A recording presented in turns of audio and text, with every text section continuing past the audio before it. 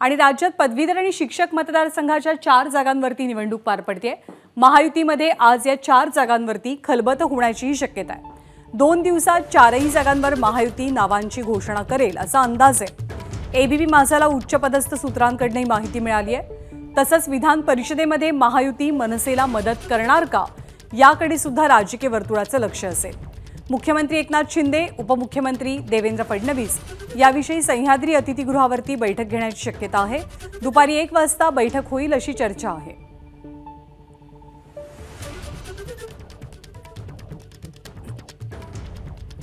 तर पदवीधर आणि शिक्षक मतदारसंघाच्या 4 जागांवरती निवडणूक पार पडते। महायुतीची उमेदवारांची यादी कधीपर्यंत येते याची उत्सुकता आहे। सुशांत सावंत आपल्याला अधिक माहिती देतील। सुशांत, आज बैठक होईल या निवडणुकी संदर्भात असं कळतंय। कुणाकुणाची नावं चर्चेत आहेत, आघाडीवर आहेत महायुतीकडनं? ज्ञानदा, जर आपण बघितलं असेल तर पदवीधर आणि शिक्षक मतदारसंघासाठी खरं तर निवडणूक होते आणि महायुतीकडून 4 नावं जी आहेत ती दिली जाऊ शकतात आणि याच संदर्भात आज सह्याद्री अतिथीगृह येथे मान्सून आढावा बैठक पार पडल्यानंतर मुख्यमंत्री उपमुख्यमंत्र्यांमध्ये बैठक होऊ शकते आणि या बैठकीत जी आहेत त्या नावांवर चर्चा होणार आहे। त्यामध्ये आपण जर बघितलं असेल तर मुंबईतून दीपक सावंत जे आहेत त्यांचं नाव जे आहे ते चर्चेत आहे। तर दुसरीकडे कोकण मतदारसंघातून आपण जर बघितलं असेल तर भाजप निरंजन डावखरे यांना उमेदवारी देऊ शकते अशी चर्चा आहे।